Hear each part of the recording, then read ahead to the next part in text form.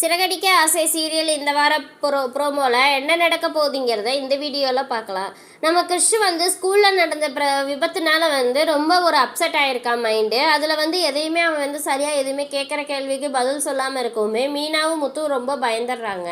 இதில் ரோஹிணி என்ன பண்ணுறாங்க, எப்படியாவது கிறிஷை மீனாங்க அம்மாட்ட இருந்து எப்படியாவது இங்கிட்ட கூட்டிகிட்டு வரணும் அப்படின்னு சொல்லிட்டு அவங்க ஒரு சைடு பிளான் பண்ணிகிட்டு இருக்காங்க.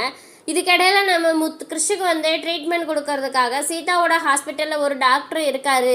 அங்கே கூட்டிகிட்டு போய் நம்ம கிறிஷை விட்டோம்னா அவங்க நல்லா அது பார்த்துக்குவாங்க, ட்ரீட்மெண்ட்டு நல்லா பண்ணுறாங்களா அப்படின்னு சொல்லி சொல்லுவோமேனு சரி நம்ம நாளைக்கே போய் அந்த டாக்டரை பார்த்துடலான்னு சொல்லி நம்ம முத்து சொல்கிறாரு. அதை நம்ம ரோஹிணி ஒட்டு கேட்டுக்கிட்டே இருக்காங்க.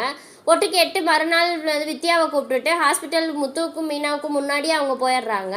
கடைசியில் என்ன பிளான் பண்ணியிருக்காங்கன்னா, நம்ம ரோஹிணி அங்கே ஒரு வேறு டாக்டரை பார்க்கறதுக்காக நம்ம சீதா கிட்ட அப்பாயின்மெண்ட் வாங்கி கொடுக்க சொல்லியிருப்பாங்க. மீனாவும் முத்துவும் கிறிஷை கூட்டிகிட்டு நம்ம ஹாஸ்பிட்டல் கூட்டிகிட்டு போனோன்னே, இந்த சீதா நீ கிறிஷை பத்திரமா பார்த்துக்கோ அப்படின்னு சொல்லிட்டு பேசிகிட்டு இருக்கும்போதே ரோஹிணி வருவாங்க.